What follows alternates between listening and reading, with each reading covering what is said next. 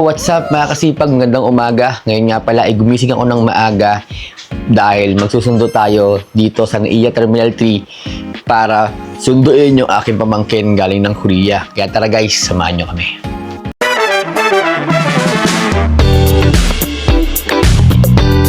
Kasipag Vlog! Ayan guys, dito na sa sasakyan guys. Pumunta na tayo ng NAIA Terminal 3 para magsundo. Madaling araw naman ngayon and 4 AM na kaya wala na siguradong traffic to kaya dire-diretso lang ang ating biyahe. Tara, samahan niyo ako guys.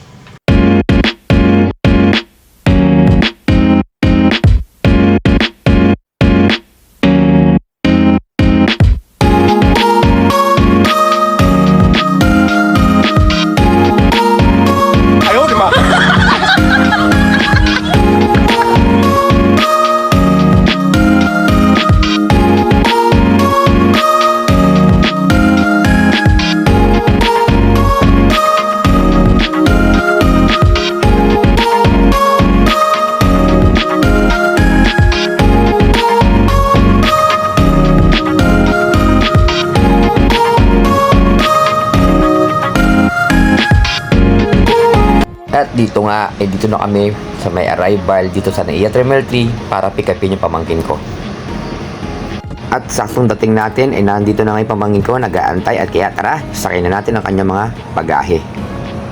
At dito nga ay biyahe na naman kami papunta sa Parañaque para ihatid dito sa bahay nila, dito sa Baclaran, itong pamangkin ko.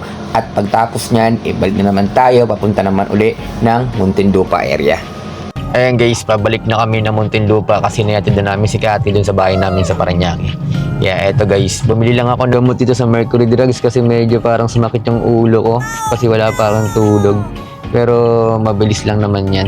Pumarada muna ako dito sa may Pasay para makabili ng gamot. Saka mamaya kain kami dito sa may, may Jollibee sa Express. Kaya samahan nyo kaming kumain guys. And then pag uwi is tulog munang malala. And guys, after 15 minutes sa biyahe namin from Manila to Alabang is malapit na kami dito sa Express kung saan kami is kakain at mag-take out na lang kami o drive-thru na lang kasi medyo inaantok na ako at gusto ko na talagang kumain pagkatapos namin makauwi dito sa bahay. Ayan nga guys, dito na kami sa Susana Express.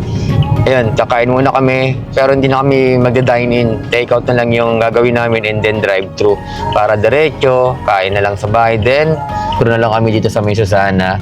And then, medyo mahaba nga yung pila. Maraming gustong kumain kay Jollibee, oh.